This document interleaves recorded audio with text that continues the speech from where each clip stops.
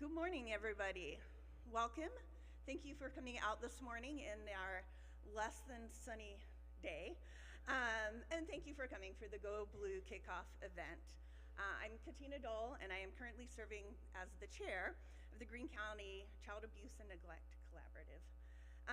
So I really appreciate you all taking the time to be here this morning. I'm gonna be honest, it feels kind of weird talking from up here. So we'll just take a deep breath and move on. But today is about kicking off Child Abuse Awareness Month. Sadly, child abuse continues to be a pervasive issue in our community. And I think some of what makes it so pervasive is it lives in the shadows. It's hard to talk about, so we don't.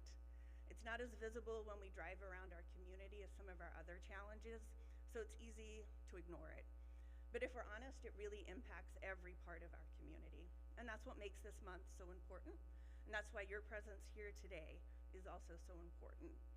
It's a moment to bring the issue of child abuse out of the shadows, to set aside our discomfort and speak openly and honestly. A chance to shine a light on the importance of continuing to come together as a community to protect all of our children. And the CAN Collaborative was formed in 2013 for just this purpose, to bring the community together with a focus on prevention, intervention, and healing. I think I can speak for all of us in this room when I say that we would love to see child abuse eliminated from our community. And while we continue to strive towards this goal, I think we all know how important it is to retain and protect our robust intervention and healing programs. They're so essential to breaking the cycle of abuse, and that is a key part to all of our prevention efforts. And we're making progress, but there's certainly still work to be done. And so today as we gather, I encourage all of us to listen with an open mind as we hear from those in the field. I encourage all of us to take a moment and honor the victims we have lost over time, and the survivors among us who have endured unspeakable trauma and have somehow managed to find a path towards healing. You inspire us daily. We can make a difference, and we can make it better, but it will take all of us. There are so many in this room today who champion children on a daily basis, and I'm honored to introduce one of the best of the best. She's worked as a Wonder Woman for over 20 years, keeping children safe and helping families heal in our community. Please welcome Laura Farmer, the Executive Director of CASA of Southwest Missouri.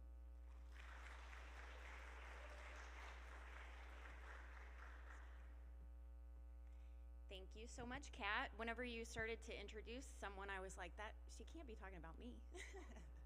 Thank you.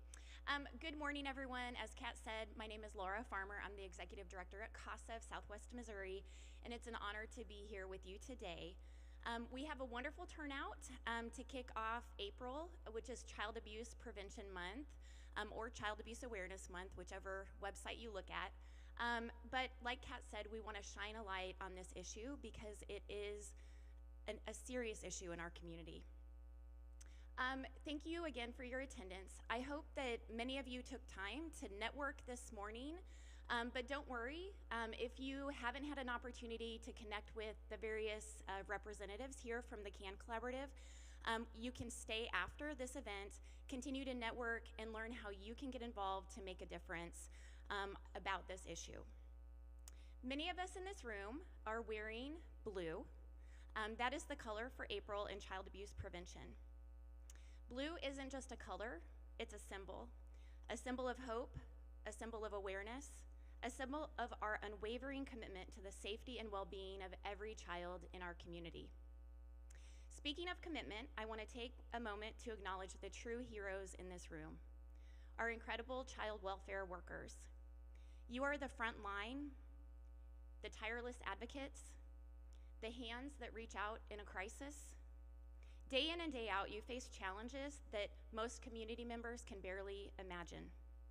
You navigate complex systems, you carry heavy burdens, and you do it all with dedication that is truly inspiring. Please know this, you all are making a difference, and your work does not go unnoticed. Your compassion makes a tangible difference in the lives of children and families, and you are the foundation of our community who protect the most vulnerable. So thank you. Thank you for your strength, your resilience, and your unwavering dedication to children and families in our community. With that said, the responsibility of protecting our children doesn't rest solely on your shoulders. It belongs to all of us. It belongs to our community. Every single person in Greene County and Springfield has a role in creating a community where children can thrive and where they can be free from abuse and neglect. Think about it. A child's laughter should be the loudest thing that we hear as we drive through our neighborhoods. Their safety should be our highest priority. Their potential should be limitless.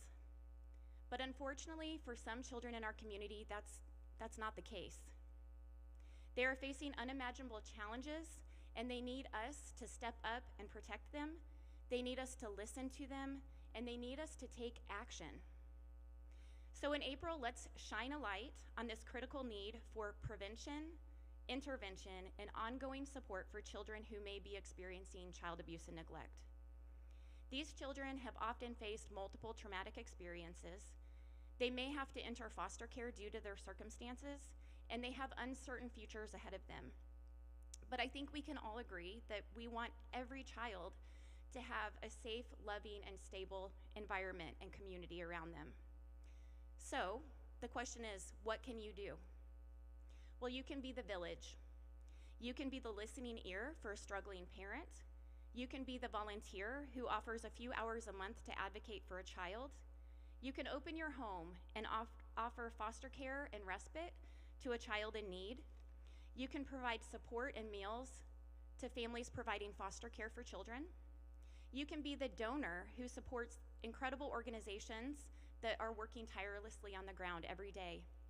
There are countless ways to get involved. An article from a local newspaper recently shared some dismal outcomes for children in foster care in our community.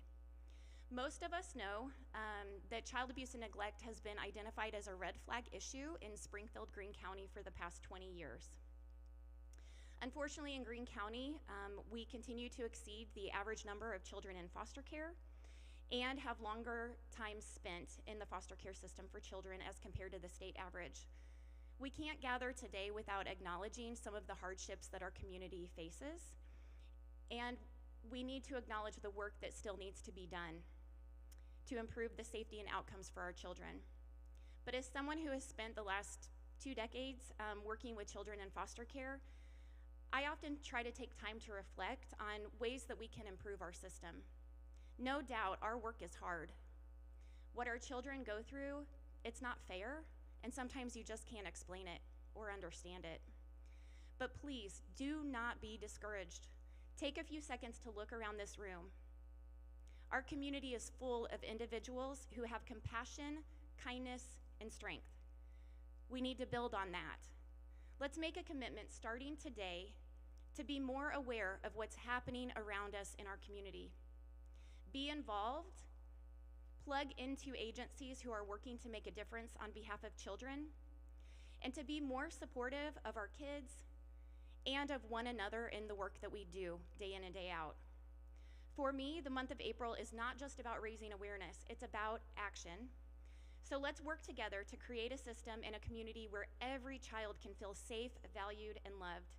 Even the smallest act of kindness can have a profound impact in the life of a child. So thank you for being here today. Let's make this month and every month a time for action and a time for hope for our children. Thank you.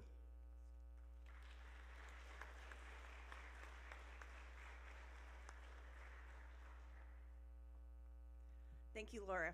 You are an inspiration to so many, and I'm constantly in awe of your work and your resiliency. Thank you so much for all you do.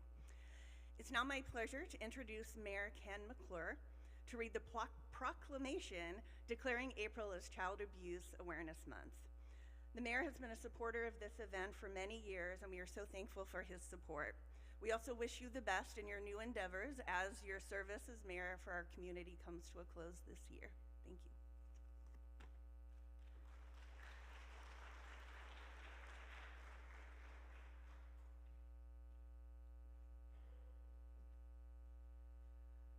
Good morning and thank you. And as has been referenced, in 18 days I will leave office after 4 terms as mayor. And people ask me many times, what are you going to miss about the job? And my answer is always, I get opportunities to issue proclamations. And they are recognizing, they're thanking, they're congratulating. In this case, we're recognizing and we're calling attention to. And so it's an honor for me to do that on behalf of the city of Springfield. It's not long, but it does highlight, I think, the emphasis that we're making on child prevention abuse programs and the need, the issues which we face, as well as what we need to do as a city and as a county and a community. So let me read this proclamation to you. Whereas child abuse prevention programs are essential and succeed because of community collaborations, much like the Child Abuse and Neglect Collaborative, which is comprised of over 40 organizations working towards the common goal of child abuse and neglect prevention. Children are the foundation for a prosperous and innovative society, and the foundation for a child's growth and development is established when every community takes responsibility for creating healthy environments where our children can thrive. Child's early experience of being nurtured and developing a bond with a stable, caring adult affects all aspects of behavior and development. It's associated later in life with better grades, healthier choices, fewer physical and mental health diagnoses, a longer lifespan, higher productivity, and increased ability to cope with stress. The City of Springfield recognizes the responsibility of every adult to protect children from all forms of child abuse and neglect, and recognizes the importance for all adults, youth-serving organizations, schools, and communities to form protective barriers around children. April 3, 2025, today is Go Blue Day, a day in which we are all encouraged to wear blue to build awareness about child abuse and neglect prevention. So it's my honor and my privilege now as the mayor of the city of Springfield to proclaim that the month of April 2025 is Child Abuse and Neglect Prevention Month in the city of Springfield. So be it.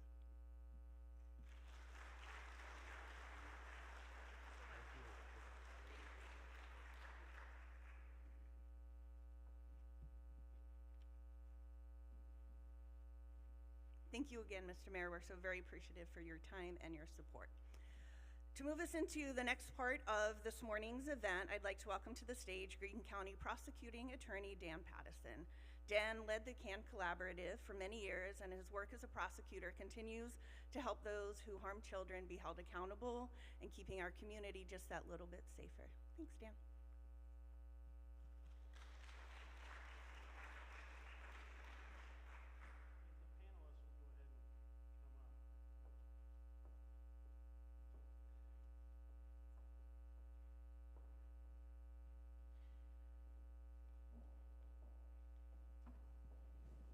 Good morning and welcome again to our kickoff event for Go Blue Child Abuse Prevention or Awareness Month.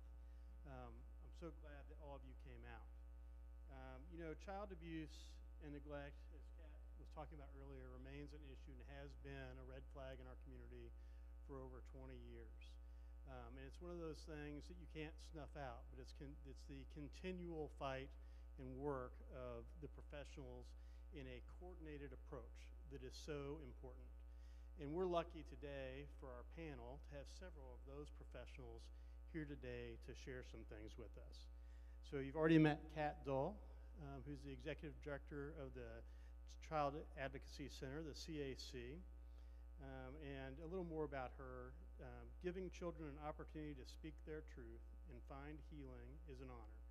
While the work at the CAC is difficult and heartbreaking, at times, the CAC staff, MDT members, and community support make it a purposeful and humbling experience. Laura Farmer, who you heard from also, has worked for 20 years to ensure that children in foster care have every opportunity to thrive and is Executive Director of CASA. Kelly Dudley, skipping over one, is a licensed clinical social worker an assistant clinical professor at Missouri State University with nearly 2 decades of experience working with children and families impacted by trauma. Her professional philosophy is rooted in the belief that healthy individuals build healthy families, which create healthy communities. Tabitha Alshire, coming back, works with the Greene County Children's Division, is dedicated to protecting children against child abuse and neglect. Currently, she's a licensed clinical social worker who supervises licensed master's social workers, LMSWs, seeking their LCSW, and is an adjunct professor at Missouri State University, and continues to advocate for children both at Children's Division and in the community. And last but not least, Alyssa Coffey from Isabel's House is their program director at our Crisis Nursery of the Ozarks. She spent over 3 years working for the organization in different capacities and has a passion for serving the children and families in our community. Alyssa focuses on managing a trauma-informed team who work diligently to uphold the mission of Isabel's House to prevent child abuse and neglect and strengthen families. Our discussion today will explore how each of these agencies address child abuse concerns through their unique programs and services. We'll examine emerging trends in prevention and intervention with insights from Kelly and Alyssa, while Kat and Kelly will help us understand the growing challenge of digital abuse and how it affects our children. Tabitha and Laura will share their perspectives on whether we're seeing increases in specific forms of abuse and what might be driving these patterns. They'll also offer valuable insights about the positive impact of their work, even when they may only see a portion of a child's journey.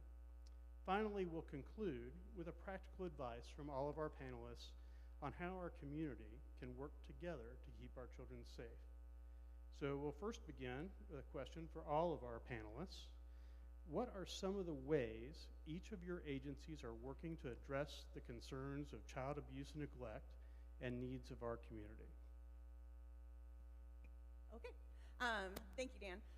So the Child Advocacy Center, we are primarily in that intervention phase when there's a concern that a child is being abused and neglected. There's an investigation underway. Both Children's Division, law enforcement personnel, sometimes juvenile office, they all need to understand what's been happening. And so having that conversation with the child to understand what they have and have not experienced can be a really difficult conversation. And if not done appropriately, can further add to the child's trauma. And so the Child Advocacy Center sits in that place to help support that investigative process and do it in a way that is more supportive to the child's process of disclosure and help reduce the additional trauma that they may face having to talk about what they've experienced. We also have some robust prevention programming that's building, going out into the community, helping educate both adults, children, and those who work with youth on how to be a safe place for children and how to identify children who might be at risk. So CASA is court-appointed special advocates. We recruit, train, and support community volunteers who advocate for the best interest of children in foster care in Greene, Christian, and Taney counties. Currently, we have a little under 250 volunteers advocating for almost 500 children across those 3 counties. But there is a huge need. We have hundreds of children waiting for a CASA volunteer. So if people listening online or folks in this room are looking for a meaningful volunteer opportunity, a way to really impact a child in the foster care system, being a CASA volunteer is a great way to do that. Our CASA volunteers provide consistency and support for that child while they're in the foster care system, showing up for them no matter where they're placed throughout the state, whether that's a foster home, with a relative, in a group home setting. And just they make sure that that kid has every service that they need in order to be successful. And the great thing is with a CASA volunteer, often after the court case closes, the CASA volunteers remain a consistent adult for that child, even after the case closes. The other neat thing that CASA is doing in our community is almost 2 years ago, we established what's called the CASA Clubhouse. It was really formed as a way to fill gaps for children in our community. We provide supervised visitation. We provide quite a few life skill classes for our teens in foster care, cooking classes, financial literacy. We host connection events for our kids, just giving them some kind of like normal childhood experiences where they can laugh and have fun and be themselves and try new things. And so with the clubhouse, this past year, we served over 1,800 children. And you don't have to be, a child just has to be in foster care in order to access services at the clubhouse. They don't necessarily have to be from Greene, Christian, or Taney counties, just living in the area and want to access those services. So that's what we have going on, and we love it. Thanks, Sora. So with Children's Division, our staff are the ones that are feet on the ground. They're the ones out there doing that hard work. We've recently expanded our family-centered services program. We have a lot of families that are needing services. They're in need of those caseworkers going out and helping them with different things. We're really, really out there trying to prevent kids from coming into foster care. That is our goal, and so that has been expanded, and that's going well. And we also have a newly established prevention unit. They are also out there trying to educate the community and trying to get to those families even before they get a hotline. So their goal is that the family doesn't get a hotline at all. So we have that going, but our staff are working tirelessly out there doing everything they can to, one, prevent the kids from coming into care, and then also if they are in need of care, to get them reunified as quickly as possible. So obviously I'm coming from Missouri State University. It's a little bit different than the other people up here that are representing agencies. I teach in social work, and there's several different departments on campus that are addressing this issue, but I can just speak to what social work's doing. For us, I have a lot of students here in the crowd, students previous and current. So I'm constantly hoping that I'm portraying both preventative work, interventions, how to recognize, and then how to heal. We have classes such as child welfare and trauma-informed practice, human behavior in the social environment, where we're always talking about what that looks like to be a healthy individual, a healthy family, healthy communities. But also, I'm giving that information not just to people who want to go into child welfare. This information is for every single person, because what I'll talk about later is that prevention starts before a child's ever even born. And so if I have students who are going in to work with adults, if I have students who are going in to work in hospitals or in practices where they're like, yeah, but there's no kids there, but there's adults that have interactions with kids, right? Or there's adults that were a child at one point that likely experienced something. So always keeping in mind as we are training in social work and addressing how to make our communities and our systems and individuals healthier, how to support that from the very time somebody is born. I teach our seniors that go out into placements in these awesome agencies, and so I'm always trying to hype up and recruit more students to go into this field because it's a difficult field. One thing that is always encouraging to me, because those of you who have worked this for even any amount of time, it gets tiring, right? I used to be a case manager. I was a forensic interviewer. I did those types of jobs. It's exhausting, and it's easy to get crispy. Our new students that come in with so much energy and fresh perspectives and passion, we need them. We need that influence into the work that we're doing always. So that's what I hope we're doing at MSU to support the field. So I'm with Isabel's House, and we are the crisis nursery here in Springfield, which means that we work with families who have children who are 12 and under, and we bring the children into our care, and we're able to provide them with a safe place to live and be cared for, and give them a lot of safe, really great people that are working with them day in and day out, while we also have a case manager who works with the families to try to help them through the crisis that they're in, and hopefully work through that crisis, and when they leave, be in a better spot. Great, thank you all. You know, we only have representatives of 5 of our members of the Child Abuse and Neglect Collaborative up here, but I think as we heard from them and the different perspectives that they approach the problem from, it's important for us to recognize that while child abuse and neglect is a red flag, one of the blue ribbons we have is the amazing dedication, resilience, and passion of leaders like these women and the other members of the collaborative. The next question is for Kelly and Alyssa. What do you foresee as emerging trends in the field of child abuse prevention and intervention? So, so I'll say for our organization, we looked at the numbers this week, and 95% of the families that we're serving are below the poverty line.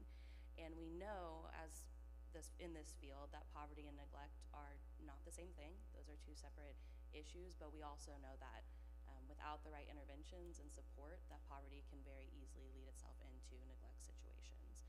And so in this field, I think it's really important that we're in all of the organizations, and I know with Children's Division, they're getting involved as early as possible and getting as many resources and making sure we're treating families as a whole because poverty can affect so many different areas of life.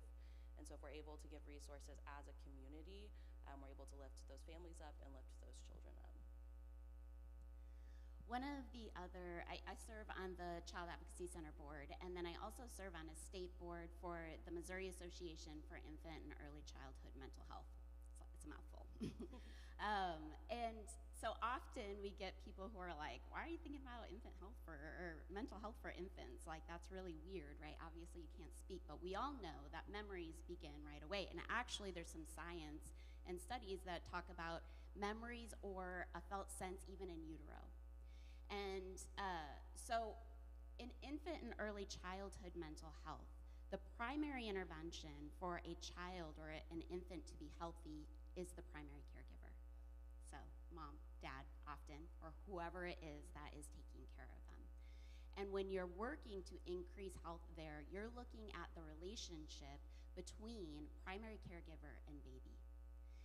This begins actually even before mom or pregnant person has a baby, because there was this amazing paper, and if you work with littles in any capacity or serve them in any capacity, I encourage you to read this.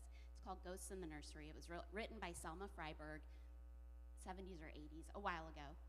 And she talks about, she was a brilliant psychotherapist, and specifically for infant and early childhood mental health.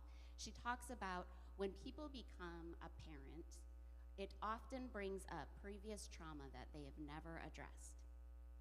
One of the assumptions that we have in society is that when somebody gives birth to somebody, they just instinctually know how to care and nurture and create a strong and healthy attachment or bond. And that's not the case. It's not the case for a lot of the people in our community. As we've heard, this has been an ongoing issue for generations and generations. And so if you've worked in this community for more than a decade, you've likely seen kids that you supported when they were children, and now you're having to come and do some interventions with their children. Because that intergenerational trauma was passed down, because that attachment process was never supported. When someone becomes pregnant, helping them connect to that baby, that pregnancy that they're going to deliver, is one of our first steps of prevention, but we're missing it. And so that's what I mean when I say prevention happens before a child is even born. We are doing so much great work in this community, but one of the areas that we could really, really improve, and there have been efforts, it's a challenge because we have challenging systems, is a universal home visiting type of program, where every single person, regardless of whether they're at risk or not for abusing their children or neglecting their children, is receiving some type of home visitation within the first few weeks of giving birth. And when we know within the hospital that there are increased risk for specific families, we do different types of programming. So it's not stigmatized then, right? Because everyone's getting home visiting. But when you're getting a specific type of programming as a home visitor that's then supporting that caregiver in their healthy attachment with their infant from very, very beginning, that's how we break that intergenerational trauma that's being passed down and passed down and passed down through generations. One of the things I wanted to just say, there's about 21 risk factors for families who are at risk for child abuse and neglect. One of them in the studies is perceived lack of social support. That perceived word is what I find so interesting, the perception of. So we can offer, or we can have available all of the programming, but if that family doesn't perceive that they're being supported by their natural supports or the formal supports in the community, then we're not getting to where we need to be with them. Everything goes back to connection. connection with ourselves, connections with our families and our people, connections with our community, connections with present reality. And it's the same for the caregivers that we're trying to support so that they do not abuse or neglect children in the process. Connecting them back to their own experiences so that they can heal, so that they have the capacity then to parent their children well and care for their children well. Great insights, thanks. This next question is for Kat and Kelly. Social media and online platforms have become ingrained in our lives and those of the children in our community, which also includes exposure to digital abuse. Tell us about how digital abuse, cyberbullying, exploitation is affecting our children today. Sure. I think the most startling statistic I've seen in a while is that the National Center for Missing and Exploited Children is reporting a 300% increase in reports of online exploitation of children to their center in the last 2 years. That's mind-blowing, a 300% increase. And I think there's a couple of things at play here. Not only does it expose our children to additional risk and the harm that it does to their mental health, which Kelly will touch on in a minute because that's not my area of expertise, but I think we're getting ourselves into a situation where, as parents, we look at giving our kiddo access to a smartphone and things like that as almost a false sense of security. I can see the little blip on their phone that tells me where my kid is, so now I think that they're safe. And we're maybe missing the step on following through on, we really just opened a door to the entire world to have access to our child. And we're letting it happen in a largely unsupervised way. And it just really opens up the door for them to be so easily manipulated, so easily exploited, right? Scrolling that screen becomes addictive, and then the likes and the friends and all the language around it creates this false sense of security. And then we add AI into the mix, and it's truly terrifying where that is headed, as we're already trying to combat sextortion, where kiddos are being exploited, blackmailed for pictures, money, imagery. And sometimes those have started because the kiddo has shared a picture, that maybe wasn't the best choice in the moment, but they've been manipulated into thinking it was a safe person to share. They felt like there was a trusted relationship, and then that flips very quickly. What we're seeing now with the rise of AI is that kiddo doesn't even have to have made that first, lack of judgment choice in sharing a less than awesome picture of themselves. They can be completely generated and then begin to share. And what we see is when those start to build, our kiddos lose the sense of any option very quickly. They feel so exposed, they feel so much shame, so much guilt. And so then we really have to look at how do we respond in those moments, making sure that we can create that sense of safety for a child to come and say, hey mom, I think I screwed up, this is going on and I don't know what to do, I really need help. Because their whole world is so digitized these days and it feels so exposed that everybody knows and everybody sees it, and I have no space to step away from it, that it comes crashing down on them very quickly when they find themselves in those situations. And it truly is a wide open world with a really hard process in tracking down, and the manipulation tactics are just so simple and play into the vulnerabilities that our children have. I'm trying to think of where to start or what to say about this topic because it's such a big topic. I think you think about the interaction that you as a grown adult have with your phone, right? It is hard for any of us nowadays to not be checking our phone constantly. And of course we justify it by saying, oh yeah, but it's for work, or it's for like my family if they need to get a hold of us. But we really are so connected to our phones that it's created this hypervigilance or anxiety in all of us. But we're, somewhat healthy functioning adults with fully developed brains. I saw Caitlin shake her head. But so then you think about giving that to, starting in a young child, right? Because we know that young children are given this from day one. They can often navigate phones better than I can right now. And then all the way up through identity development and what that does. And so we know that there's a lot of studies around social media, what that does to self-esteem, particularly in girls, around body image and things like that. up to about the age of 15, they say limited use in any social media should be happening because of what that can do to increase anxiety and depression, that comparison game that's happening. And so particularly for females, they tend to be a little bit more vulnerable because we're looking for that validation. There's something about the way either we're socialized or that is biological within females or genetics. That's up for science to figure out. But we look for connection, and we look for that more of that relational interaction, which makes us particularly vulnerable online. Because as soon as someone can fake it enough to do that, we're hooked, especially if we don't have real life connections. And so when you think about a very vulnerable young girl, prepubescent or teenager, who does not have good, solid connections with her family, with friends, with her school, with her community, and is looking for some validation or for somebody just to show her some love, you know, automatically increase. Now, boys are a little bit different in the way that they use their online interactions, but we also know the direct consequence for when sextortion has happened, because you've seen it in the media, and you've seen it in our local media in Southwest Florida, of kids who have been entrapped into sextortion, and then there's a threat, I'm gonna share this with everyone you know if you don't pay me, if you don't do X, Y, and Z.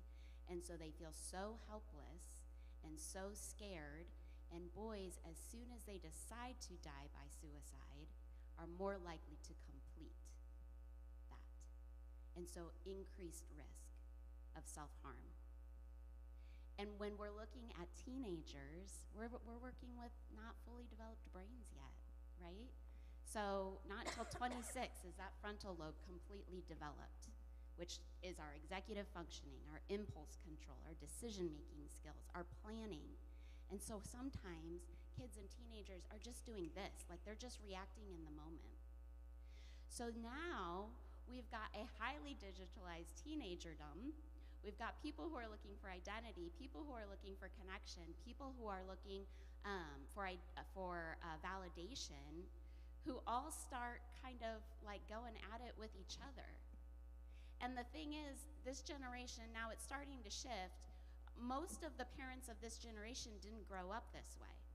So we're trying to parent a generation that we don't really know those. I mean, when I have two teenagers, one's in college, one's in high school, and I don't fully understand what that's like for them because their entire life is there. And so it is a new challenge that we don't have the tools for yet, and we have not monitored well. One of the good things that's coming out of AI is they are working on some programming to be able to detect, I don't know if you've read about this, perpetrator language online. You know, it's obviously in its baby infancy stages, but there could be some good things that come from that direction of being able to give warnings. This might not be a real person, this is perpetrator language, so that it's a red flag, creating those earlier. But that anxiety, depression, vulnerability is a real thing. The anecdote, personal connection. I'll go on about it all morning, you guys. It's gonna go back to connection every single time. If we can help parents connect to their kids, if we can connect to the kids that we're serving so that we're safe places to come, and then we begin to validate. If they're getting validation and identity and esteem needs met through their in-person connections, they don't need it so much online. That's empty, right? That's where we have to step it up. Thanks. This next question is for Laura and Tabitha. Are we seeing increases in other forms of child abuse, sexual, emotional, physical, and what might be driving those changes?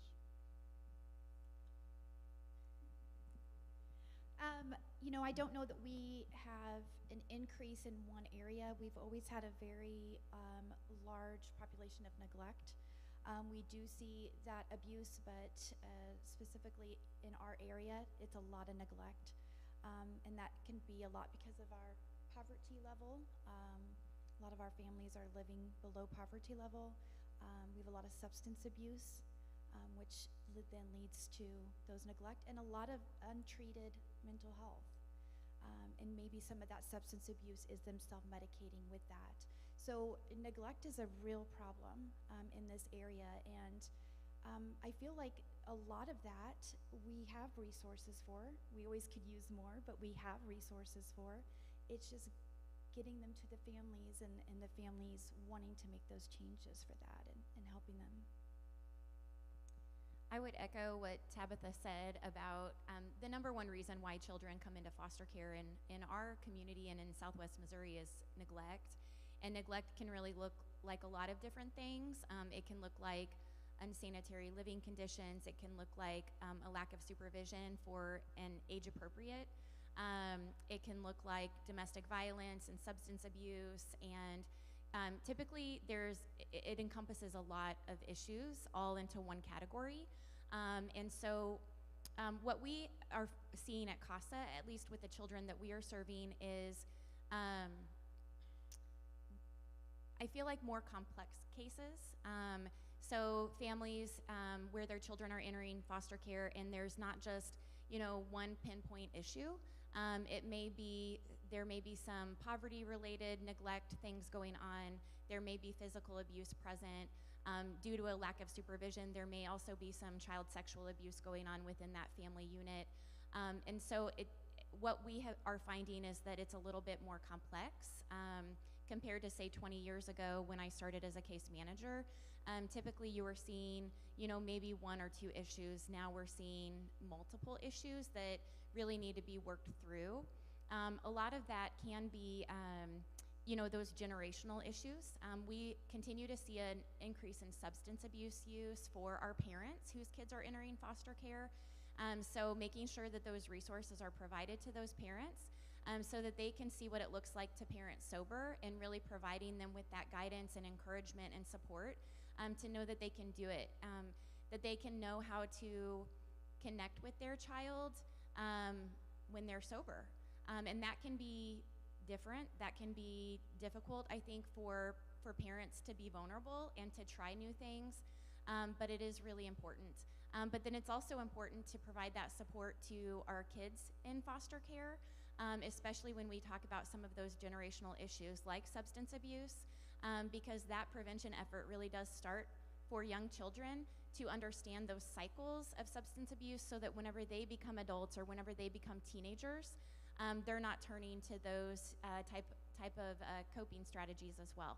So that's kind of what we're seeing at CASA is, an increase of substance abuse, which kind of impacts a lot of different issues within a family unit.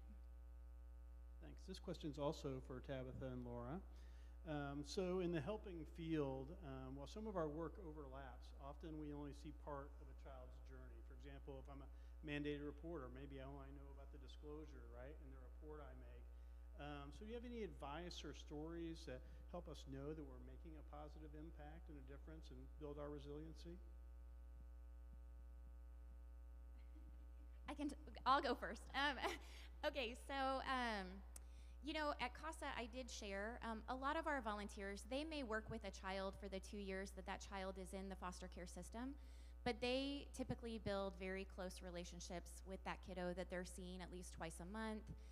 They've become connected to that family, whether that's the biological family when that child is reunified, or maybe the foster family or relative when that child is adopted and exits the foster care system.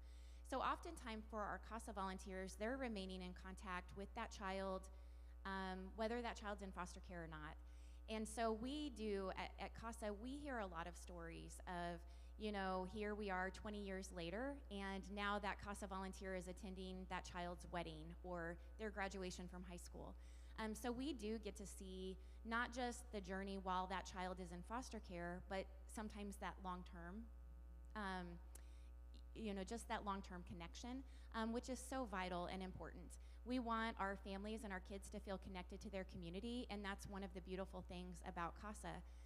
Another story of impact that I would share from our clubhouse, because it is less than 2 years old, one of the neat kind of unintended things that we have experienced at the clubhouse is once we had a teenager who was coming to our financial literacy classes and really discovered that friendship and that connection with other children that were in her same situation. She didn't feel like she had to explain herself. She didn't feel like she had to tell her story over and over again.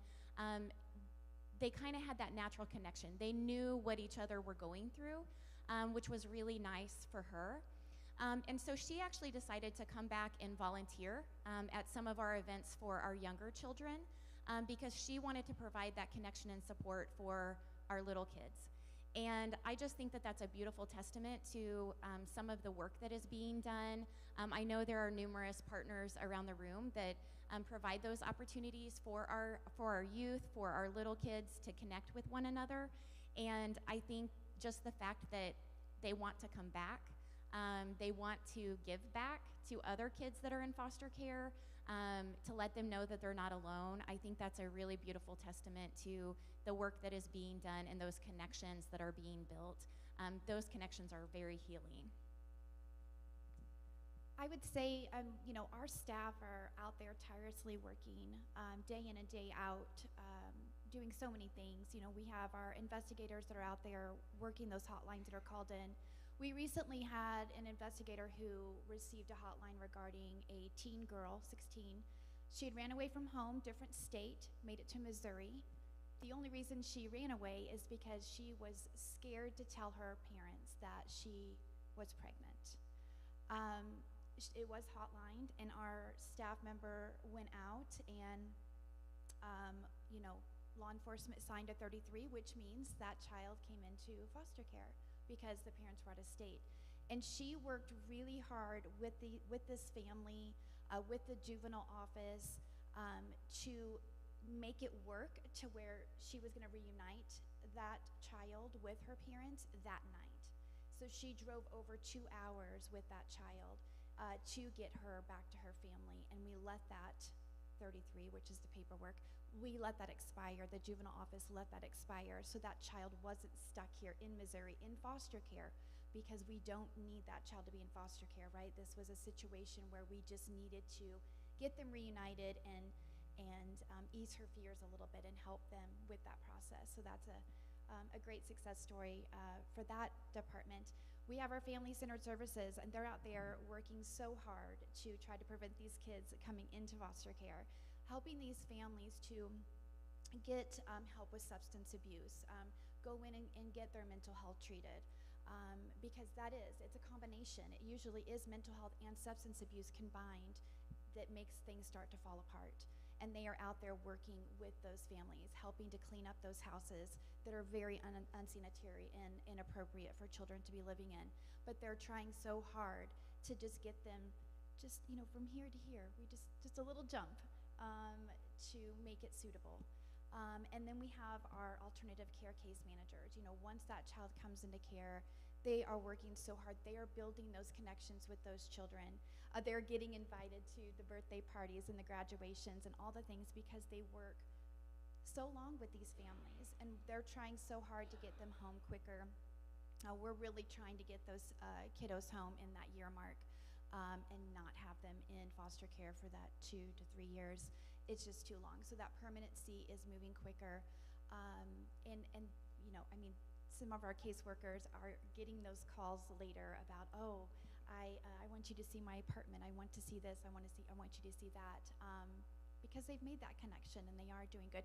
Yesterday was Advocacy Day up in Jefferson City, and some of our staff, as well as our older youth, went up to speak to legislators. And I think that's so great for our youth to go up and talk with our staff members, because they hear it from us, but it's different when they hear it from the kids. And so I think just that in general, just some of our youth being willing to go up there, that is a success story in itself. Thanks. So as we're entering Child Abuse Awareness and Prevention Month, we want to involve the community in this effort as well. And so we think through this month and beyond, what advice do you have to the community about how we can keep kids safe? I meant to warn you, Alyssa, that I was going to come to you first because this question's for everyone. But I'll tell you, I give you a little space just there to think about it. So I think that we've talked a lot about it today, but I think the biggest thing is just getting involved in the community in as many ways as possible, because we want to have eyes on these children, we want to know what's going on, but more than that, we really want to be looking at these parents and helping them to be able to just raise healthy kids and happy kids. And when you think about it, there's an old saying that it takes a village to raise children, and unfortunately in our community, we're not seen as much of a village anymore. Not everybody has that support system. So any way that you can get involved in the community to be that support system for the children and for the parents that are trying really hard to raise these kids, I think is my piece of advice. Going down the line. If you're familiar with Bruce Perry's work, he's a neuropsychologist, one or the other, who developed a therapy model and is brilliant. And he talks about it's not programs, it's people that help this problem, right? We need these programs, obviously. They are so important. But at the end of the day, it is the people working in the programs. It's you all. It is community members. It is the people in our areas that really make the difference. There's a quote in early childhood that says, and Kat has heard me say this probably a few times, and so have my students, how you are is as important as what you do. And there's a few different ways to interpret that. But one of the ways that we can interpret that is that how we are individually, right?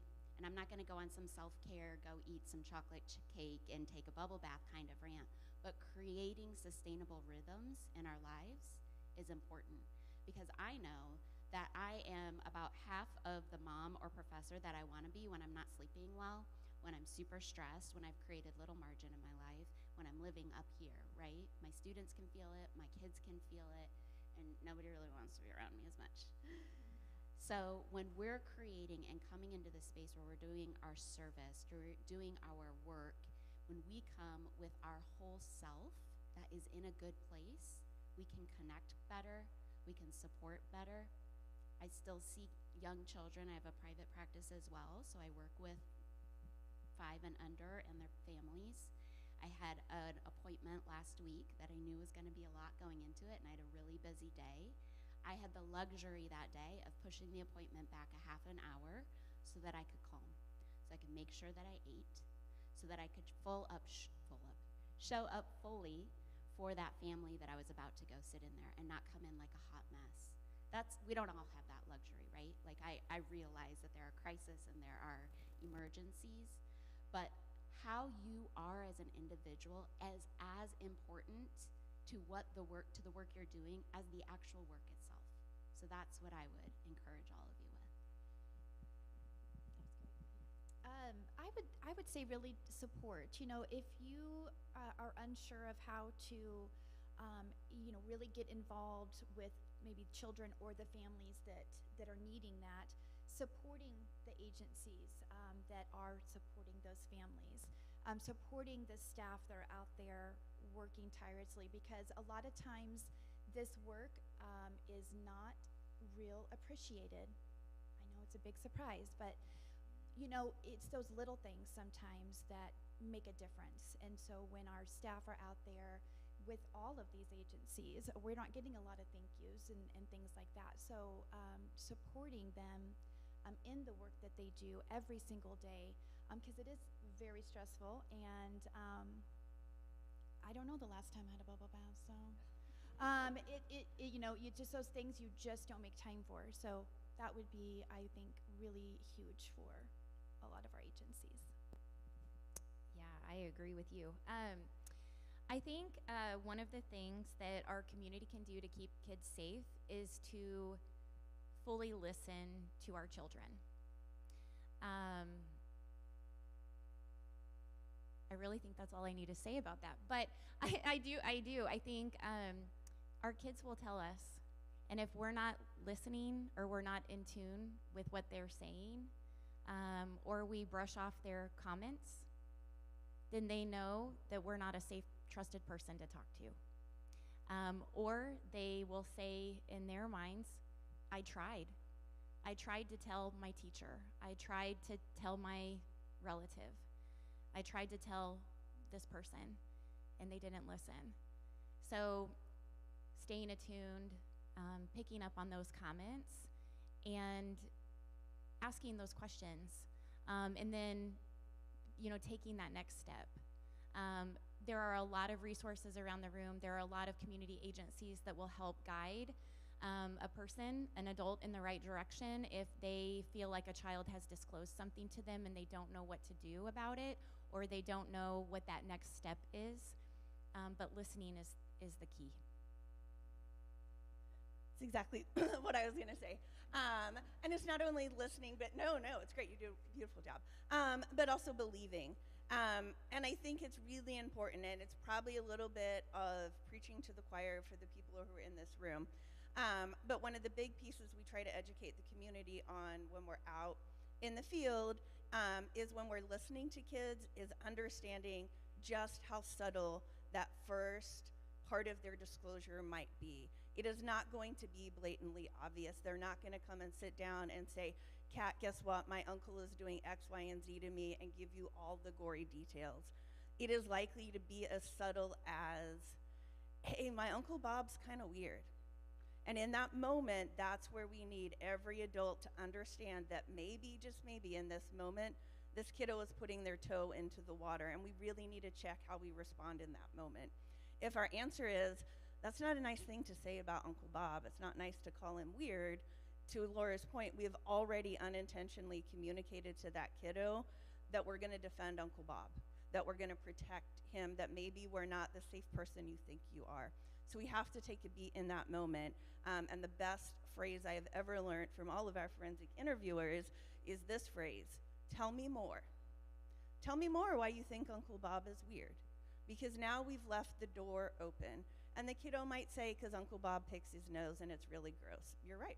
That is kind of weird, and it's certainly gross. Thanks for sharing, right? And we can move on with our day.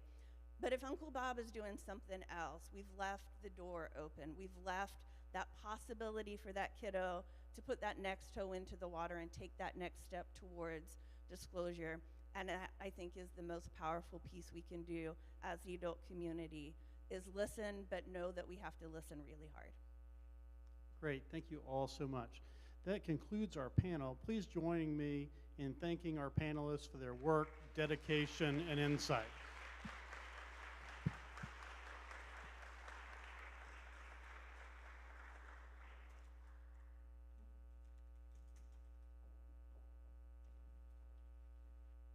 So I could have done this next introduction from the chair, but I thought I'd take this opportunity to stand here because I feel like I need this in the courtroom set up like this. Next, for our candle lighting, I want to introduce Wes Buckholtz, who's the Vice President of Programs for Crosslines Community Outreach, which you may have formerly known as the Council of Churches. There he oversees all of CCO's outreach programs, including Ambassadors for Children, which is dedicated to meeting the needs of our youth in foster care, which is such an important role in our community. Wes?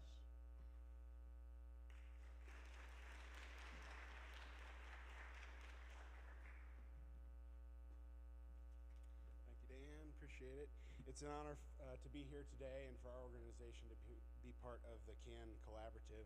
I also want to thank the members of the panel for the informative discussion, and also for all your tireless work in the field. You guys are just doing amazing things, and I'm grateful for all that you do. As others have too, I also recognize that many, if not most, of everyone in this room works in the field of child welfare and well-being. And I wanted to just take a second to also thank you for your dedicated service. As others have said, I know the work is always hard, and it's not always, there's definitely not an off-season for sure, and it's not always visible, the difference that you're making, but please know that you do make a difference. You guys are the glue that holds our community together, and I'm grateful for each day that you get up and decide to go back to work. So thank you for all that you do. This is the portion of the program where we remember all children who are subjected to abuse and neglect, and especially those who do not survive it. Hopefully you all received a candle on your way in. If you'll join me now, You twist the cap on the bottom, light your candle, and we're just going to take a moment of silence for these children now. Please join me.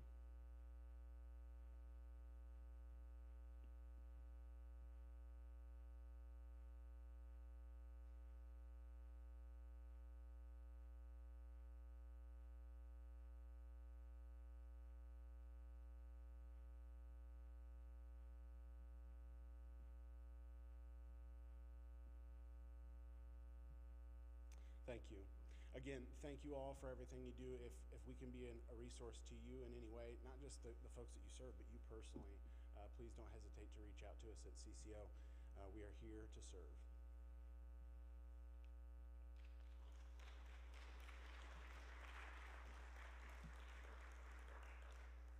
Thank you, Wes. We really appreciate you leading us through that. We're coming to a close on the program this morning. We are going to make a slight adjustment because the Ozark weather is not necessarily cooperating with planting a pinwheel garden outside today.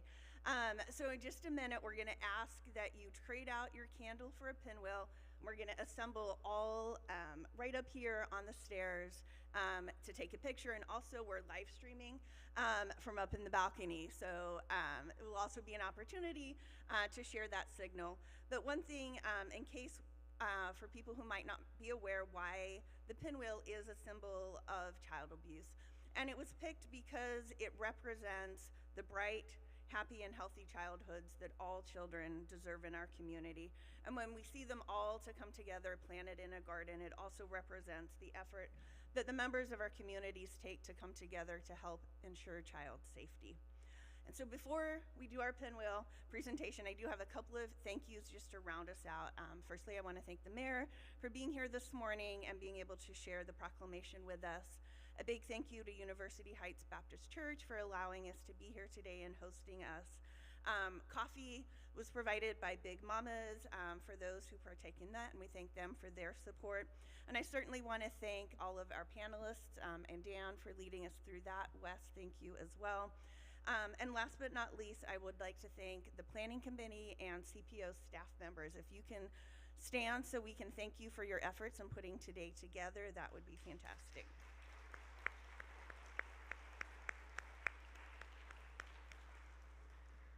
Thank you all again so much for being here. Please remember Laura's words and taking action, because we certainly can do a lot together and we've got a lot of work to do, but I think we've got the right community of people to do it. Thank you so much.